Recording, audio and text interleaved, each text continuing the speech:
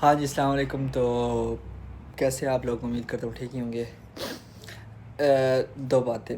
एक बात ये कि लास्ट वाली वीडियो में थोड़ी बहुत प्रॉब्लम क्रिएट हो गई थी। उसमें कुछ मैंने शॉट्स अच्छे लिए थे, बहुत ज़्यादा अच्छे लिए थे, और उसका मुझे काफ़ी ज़्यादा दुख है कि वो शॉट्स मैं अपनी वीडियो में नहीं डाल सका। उसकी दो वजह थी। पहली वजह कि एडिटिंग में मसला आ रहा था, दूसरी वजह कि मुझे अच्छा विदाउट कॉपीराइट, हाँ, वो म्यूज़िक नहीं मिल रहा था। क्योंकि जो मेरा एक्स पार्टनर था मोबाइल, उसमें कुछ मेरे पास म्यूज़िक था अच्छा सा, जो कि मैंने एपिडेमिक साउंड से और एक दो जगह से और से साउंड क्लाउड से लिया था। तो जिसकी वजह से वो उसमें था, वो इस और एप्पल वाली डिवाइस में ट्रांसफ़र होने में भी प्रॉब्लम आ रही थी, जिसकी वजह से वो मैं म्यूज़िक नहीं डाल सका। तो अब सोच रहा हूँ कि या एपिडेमिक की वो मेंबरशिप ख़रीद लूँ। वो बहुत ज़्यादा महंगी है, वो तकरीबन $49 की है, तो वो तो नहीं होगा। खर्चे नहीं न करने। दूसरा ये कि फिर ऑप्शन आता है साउंड क्लाउड का, और एक और ऑप्शन आता है कि यूट्यूब के से भी लिए जाएं, क्योंकि यूट्यूब के अपना साउंड बहुत अच्छा होता है। तो अब देखा जाएगा कि कहाँ से लेते हैं।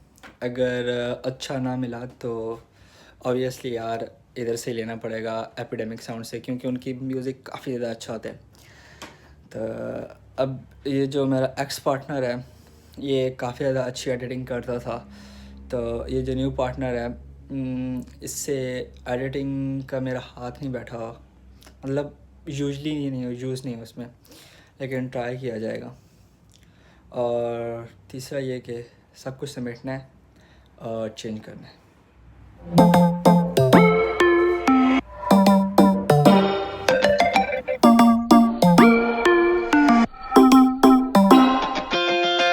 Spinning like a broken record. For a player, you don't know that many major chords. We hang out and then you get bored. अभी हम जा रहे हैं जॉब पे। ये जैसे ओपल कार्ड के लिए आप ट्रेन को यूज़ करने के लिए ये यहाँ पे कुछ रुकावटें नहीं खड़ी की गई। अगर पाकिस्तान होता तो ख़ास किस्म की रुकावट होती, ताकि आप जब ओपल कार्ड टैप ऑन करें तभी आके जा सकें।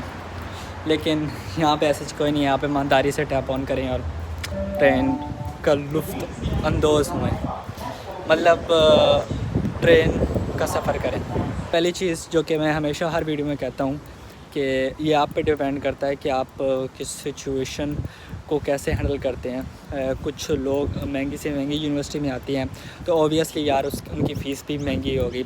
मतलब आप $14,000 की यूनिवर्सिटी में आते हैं, $15,000 की यूनिवर्सिटी में आते हैं, तो उस लिहाज से उनके एक्सपेंस ज़्यादा होंगे। देखिए, कॉलेजेस यहाँ पे बहुत ज़्यादा अच्छे हैं। आप कोई एक अच्छा सा कॉलेज चूज़ कीजिएगा, क्योंकि कॉलेज में काफ़ी ज़्यादा फैसिलिटीज़ होती हैं।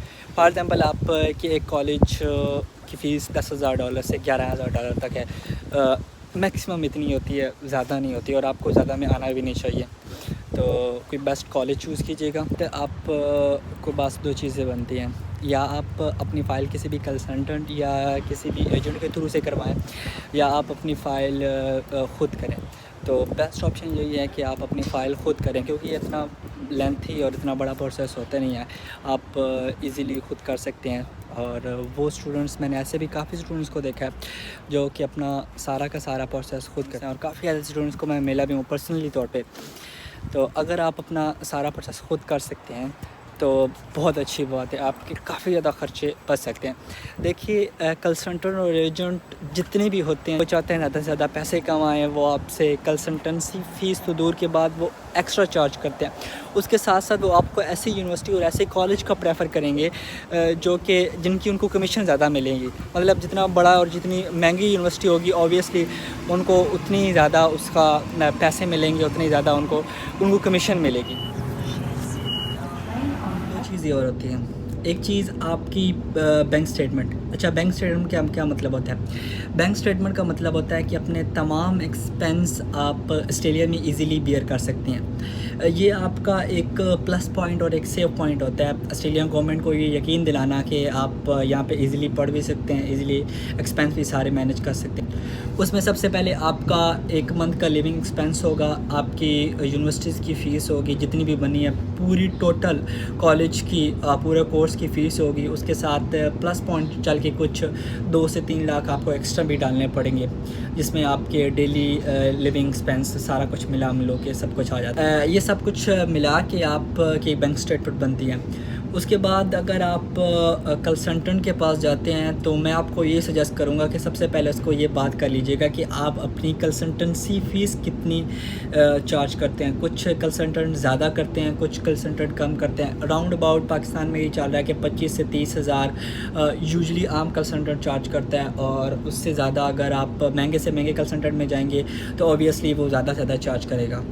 जो ज़्यादा से ज़्यादा एक्सपेंसिव कंसल्टेंट होते हैं वो आपसे 50,000 से 60,000 राउंड अबाउट चार्ज करते हैं, और वो आपको अच्छी कंसल्टेंसी प्रोवाइड करते हैं। वो आपको बेहतर से बेहतर मशवरा देता है, अच्छे से अच्छी आपको यूनिवर्सिटी के बारे में बताता है, अच्छे से अच्छे इंस्टीट्यूट या कॉलेज के बारे में बताता है। तो अगर आप ख़ुद भी सारा प्रोसेस करते हैं फिर भी आपको एम्बेसी की फ़ीस देनी पड़ती है। इसके साथ साथ अगर आप किसी भी कंसल्टेंट से करवाते हैं फिर भी ऑब्वियसली आपको एम्बेसी की फ़ीस देनी ही पड़ती है। 2 मेन एक्सपेंस आते हैं। सबसे पहला एक्सपेंस आता है आपका टिकट, जितनी भी फ़्लाइट की टिकट अगर आप महंगी से महंगी करवाएंगे तो ऑब्वियसली महंगी ही होगी। उसके बाद अगर आप यूजुअली स्टूडेंट सस्ती करवाते हैं इकॉनमी क्लास की, तो राउंड अबाउट 1.25 लाख की, सवा लाख की आपकी आ जाती है। उसके बाद आपका जो यहाँ पे आते वक्त आप सामान वगैरह ख़रीदते हैं, कपड़े वगैरह करते हैं, छोटी मोटी ग्रोसरी करते हैं, मैं आपको ये सजेस्ट करूँगा कि इतना ज़्यादा ख़रीदने या इतना ज़्यादा करने की ज़रूरत नहीं है। जितना आप ज़्यादा करेंगे उससे बेहतर ये है कि आप वो पैसे इधर लेके आएंगे, क्योंकि शुरू में आपके पास जॉब नहीं होती और आपको इसकी काफ़ी ज़्यादा ज़रूरत होती है। आपके यहाँ के आने से फ़ौरन बाद ही दूसरे दिन ही आपके ख़र्चे वगैरह सारे स्टार्ट हो जाते हैं। तो मैं आपको ये सजेस्ट करूँगा कि अगर आप पाकिस्तान या इंडिया में वो ख़र्चने से, वो ज़ाया करने से बेहतर है कि वो आप सेव कर लीजिएगा और यहाँ पे आके अगर आपको ज़रूरत है तो ले लीजिएगा। तो मेरे लिहाज से राउंड अबाउट टोटल ख़र्चा आपका 14 से 15 लाख रुपए या 14-15 लाख आ जाता है। लेकिन अगर आप किसी भी कंसल्टेंट या गंदे कंसल्टेंट से, मतलब जो कि आपको लूटे, तो वो 20 लाख, 17 लाख, 21 लाख, 22 लाख, 23 लाख आगे बढ़ते जाएं तो आपको जहाँ पे उसका टांका अड़ गया वो वहीं पे आपको सेटल कर लेगा और आपसे उतने पैसे चार्ज करेगा। अच्छे कंसल्टेंट के पास जाएंगे तो कम होगा, मतलब किसी भी फेक कंसल्टेंट के पास जाएंगे तो ऑब्वियसली उसकी फ़ीसें ज़्यादा होंगी और तमाम ख़र्चे वगैरह ज़्यादा होंगे। तो इन चीज़ों को मद्देनज़र रखिएगा और लाइफ को रिस्क में न डालिएगा। यहाँ पे काफ़ी लोग आने के लिए उतावले होते हैं, मतलब वो चाहते हैं जल्द से जल्द पहुँच जाएँ, लेकिन अगर आप इन चीज़ों को सोच में रखेंगे तो यहाँ पे आके सीरियसली आपको पछतावा नहीं होगा। काफ़ी लोगों को यहाँ पे पछताते देखा है कि वो कहते हैं कि हमने रॉन्ग डिसीजन ले लिया और ज़्यादा ख़र्चा कर दिया, इतने ख़र्चे में हम कुछ बेहतर काम कर सकते थे। तो मैं आपको ये सजेस्ट करूँगा कि आप इससे बचने के लिए बेहतर स्टेप लीजिएगा। गूगल में हर चीज़ पड़ी है, जो चीज़ आप चाहते हो सिर्फ आपने सर्च करनी है और आपको मिल जाएगी। और मेरी वीडियोज़ में भी थोड़ा बहुत मैं आपको नॉलेज देता रहता हूँ, लेकिन बेहतर है कि आप गूगल वगैरह भी सर्च कर लीजिएगा और जो भी आपको चीज़ चाहिए, किसी भी आपको अगर कोई स्पेसिफिक यूनिवर्सिटी आप सेलेक्ट करते हैं तो उनके पोर्टल फार्म में हर चीज़ पड़ी होती है। कोई आपको स्पेसिफिक कोर्स सब्जेक्ट सेलेक्ट करते हैं तो ऑब्वियसली वो भी उनकी पोर्टल फार्म में पड़ा होता है। तो पछताने से बेहतर है कि अच्छा स्टेप लेना ज़रूरी है। ये आपको भाइयों वाला मशवरा देता हूँ कि अच्छा स्टेप लेंगे तो यहाँ पे पछतावा नहीं होगा।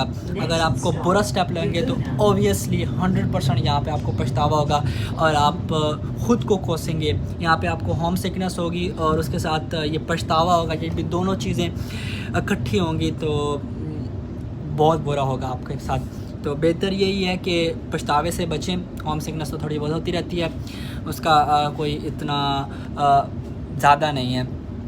और तो कोई भी अगर बात आपको बुरी लगी तो माज़रत ख़्वाह हूँ, ये सच्ची बातें हैं और अच्छी बातें हैं। और आखिर मैं ये कहूँगा कि अपने अपने घर वालों का ख्याल रखिएगा और अल्लाह ने के बाद